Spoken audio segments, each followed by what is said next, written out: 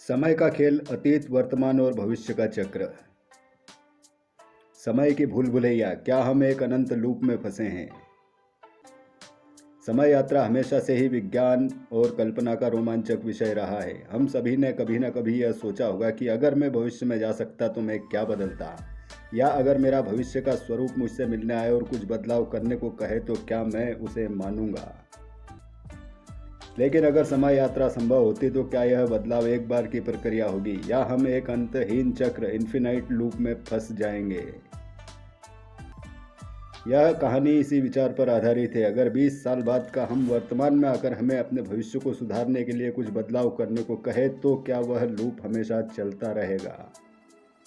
नमस्कार दोस्तों, स्वागत है आपका सक्सेस ज्ञान चैनल पर, जहां हम आपको ऐसी कहानियां सुनाते हैं जो न केवल आपके ज्ञान को बढ़ाती है बल्कि आपको सोचने और समझने का एक नया नज़रिया भी देती हैं।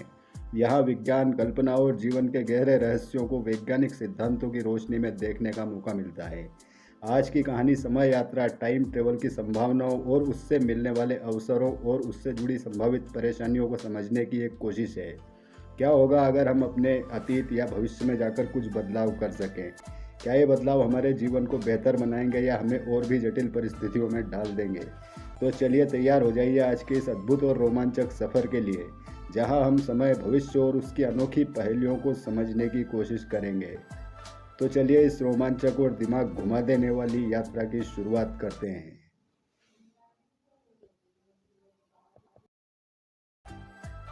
भाग 1। अतीत से मिलने आया भविष्य। अविनाश एक 30 वर्षीय वैज्ञानिक समय की अवधारणा पर शोध कर रहा था। वह हमेशा से यह मानता था कि समय यात्रा संभव हो सकती है, लेकिन ये केवल सैद्धांतिक रूप से ही सीमित नहीं है, व्यक्ति वास्तव में भी समय यात्रा कर सकता है। एक दिन जब वह अपनी लैब में बैठा था, अचानक सामने एक अजीब चमकदार रोशनी प्रकट हुई। वह रोशनी फैलने लगी और धीरे धीरे उसमें से एक व्यक्ति प्रकट हुआ। अविनाश ने देखा कि वह व्यक्ति बिल्कुल उसी की तरह दिखता था, बस 20 साल बड़ा। तुम कौन हो? अविनाश ने हड़बड़ाते हुए पूछा। मैं तुम्हारा भविष्य हूँ। 20 साल बाद का अविनाश, उस व्यक्ति ने जवाब दिया। अविनाश स्तब्ध रह गया। मैं यहाँ तुम्हें एक चेतावनी देने आया हूँ। अगर तुमने अपनी जिंदगी के कुछ फैसलों को नहीं बदला तो तुम्हारा भविष्य बहुत कठिन होगा। मैं आज जिस स्थिति में हूँ उसमें न मैं खुश हूँ न ही सफल। मैं चाहता हूँ कि तुम कुछ बदलाव करो ताकि मेरा भविष्य बेहतर हो सके। अगर मैं बदलाव कर दूँ तो क्या तुम बदल जाओगे? अविनाश ने पूछा। हाँ, और शायद मैं इस समय यात्रा को याद भी न रख पाऊँ, लेकिन ये बदलाव ज़रूरी है। भाग 2। बदलाव और समय का प्रभाव। अविनाश ने अपने भविष्य के स्वरूप की बातों को गंभीरता से लिया और अपने जीवन में छोटे छोटे बदलाव करने शुरू कर दिए। उसने नई आदतें अपनाई, अपने करियर में सही निर्णय लिए और उन गलतियों से बचा जो उसका भविष्य बिगाड़ सकती थीं। धीरे धीरे उसे महसूस हुआ कि उसका जीवन एक नए रास्ते पर चल पड़ा है। वह अपने काम में सफल होने लगा, मानसिक रूप से अधिक संतुलित महसूस करने लगा। लेकिन उसे एक और सवाल परेशान करने लगा, अगर मैंने बदलाव कर लिए तो क्या 20 साल बाद मैं भी समय यात्रा करके अपने अतीत के अविनाश को बदलाव करने के लिए कहूँगा? अगर उसने ऐसा किया तो क्या ये लूप हमेशा चलता रहेगा? भाग 1:50 वर्षीय अविनाश का फैसला। 20 साल बीत चुके थे। अब 50 वर्षीय अविनाश अपनी प्रयोगशाला में बैठा था जब वह दिन उसे फिर याद आया जब उसका 50 वर्षीय भविष्य का स्वरूप उससे मिलने आया था। उस मुलाकात ने उसकी जिंदगी बदल दी थी। उसने वह सभी बदलाव किए जो भविष्य के अविनाश ने उसे करने के लिए कहा था, और नतीजा ये हुआ कि वह अब एक सफल और खुशहाल इंसान था। लेकिन अब एक नया सवाल सामने खड़ा था, अगर मैं भी अपने अतीत में जाऊं तो क्या मैं खुद से कुछ और सुधार करने को कह सकता हूं? अब जब उसका जीवन काफी बेहतर था तो क्या वह उसे और भी बेहतरीन बना सकता था? अगर वह 30 वर्षीय अपने अतीत के अविनाश से मिलने जाता तो क्या वह उससे कुछ अलग कहेगा? क्या कोई और बदलाव संभव है जिससे उसका जीवन पहले से भी अधिक अच्छा हो सके? इन सवालों ने उसे बेचैन कर दिया। अगर मेरा भविष्य 20 साल पहले बदल सकता था तो क्या मैं भी अपने अतीत को और अधिक सुधार नहीं सकता? और यही सोचकर उसने अपनी समय यात्रा मशीन को सक्रिय किया और 20 साल पीछे चला गया अपने 30 वर्षीय स्वरूप से मिलने। भाग 2। जब वर्तमान अपने अतीत से मिला। अविनाश ने अपनी आंखें खोलीं और देखा वह अब 30 साल के अविनाश के सामने खड़ा था, जो उसकी ही तरह प्रयोगशाला में बैठा सोच रहा था, ठीक वैसे ही जैसे वह 20 साल पहले कर रहा था। 30 वर्षीय अविनाश ने जब सामने अपने 50 वर्षीय स्वरूप को देखा तो चौंक गया। कौन हो तुम? उसने पूछा। मैं तुम्हारा 20 साल बाद का स्वरूप हूँ, 50 वर्षीय अविनाश ने कहा। 30 वर्षीय अविनाश ये सुनकर स्तब्ध रह गया।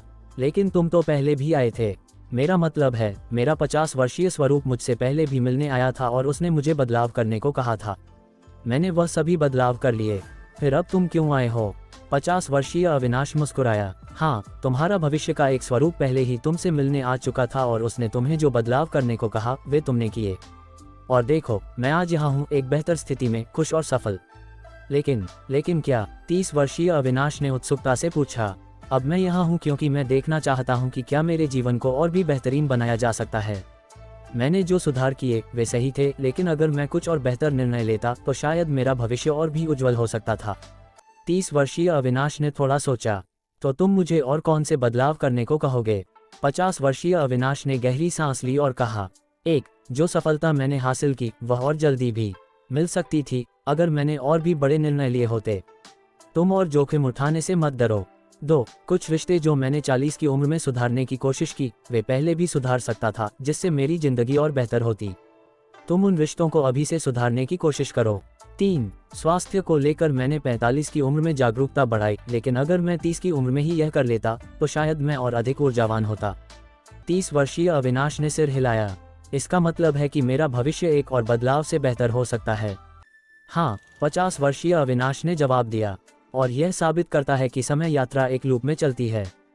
हर बार जब हम बदलाव करते हैं तो एक नया रास्ता बनता है, लेकिन हम हमेशा सोचते रहते हैं कि क्या ये सबसे अच्छा रास्ता था या कोई और बेहतर तरीका भी हो सकता था।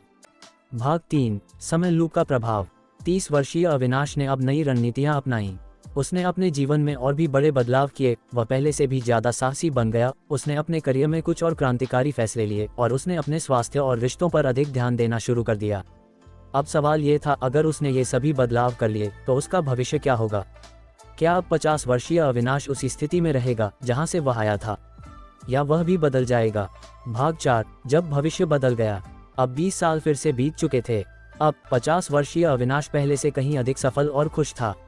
लेकिन जब उसने अपने अतीत में यात्रा की थी और 30 वर्षीय अविनाश को नए बदलाव करने के लिए कहा था, तो अब सवाल ये था कि क्या वह अब भी भविष्य में अपने 30 वर्षीय स्वरूप से मिलने जाएगा?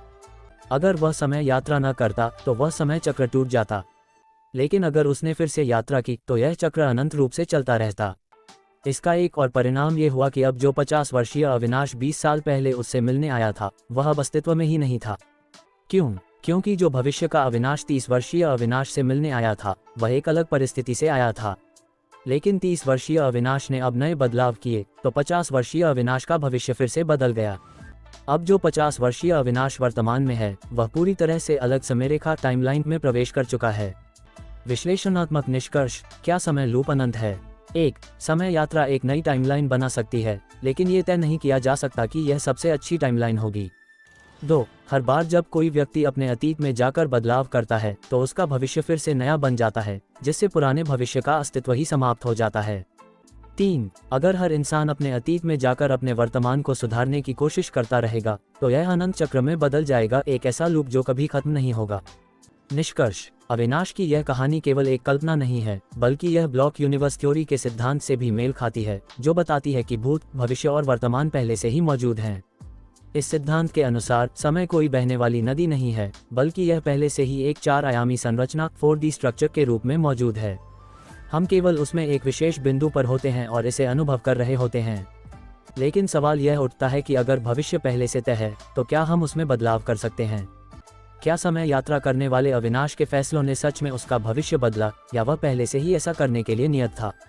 अगर समय यात्रा संभव होती है तो क्या हम सच में अपने अतीत को बदल सकते हैं, या केवल उसे एक पर्यवेक्षक ऑब्जर्वर की तरह देख सकते हैं?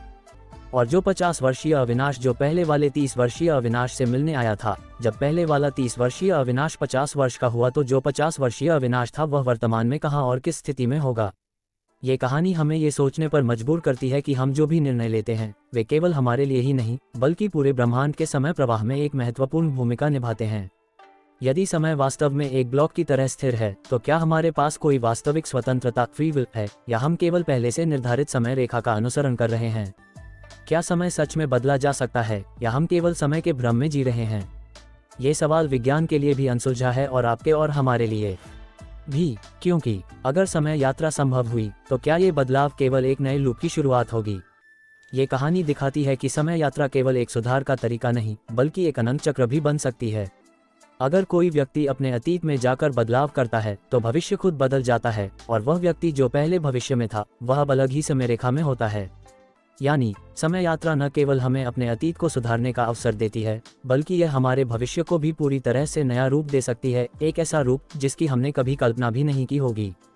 ये कहानी पूरी तरह से एक कल्पना है, लेकिन इसमें कुछ वैज्ञानिक सिद्धांत भी शामिल किए गए हैं जो भविष्य में समय यात्रा, टाइम ट्रैवल और समय की अवधारणा, टाइम परसेप्शन के अध्ययन में मार्गदर्शन कर सकते हैं। ये दर्शाता है कि हमारे द्वारा लिए गए निर्णय न केवल हमारे वर्तमान और भविष्य को प्रभावित करते हैं, बल्कि वे समय की एक पूरी नई धारा भी बना सकते हैं। इस कहानी का संदेश यही है कि हम अपने वर्तमान को जितना बेहतर बनाएंगे, हमारा भविष्य उतना ही उज्जवल होगा। समय यात्रा के बिना भी सही निर्णय और सुधार हमें एक बेहतर जीवन की ओर ले जा सकते हैं। तो दोस्तों, अगर आपको यह विचार प्रोवोकिंग कहानी पसंद आई हो तो हमारे चैनल सक्सेस ज्ञान को सब्सक्राइब करना न भूलें। हम आपके लिए ऐसी ही रोचक और वैज्ञानिक तर्कों पर आधारित कहानियां लाते रहेंगे। अपने विचार कमेंट में जरूर साझा करें और इस वीडियो को अपने दोस्तों के साथ शेयर करें। मिलते हैं अगली कहानी में, जहां विज्ञान और कल्पना मिलकर नए विचारों और संभावनाओं की खोज करेंगे। तब तक के लिए धन्यवाद, शुक्रिया एंड थैंक्स फॉर वॉचिंग।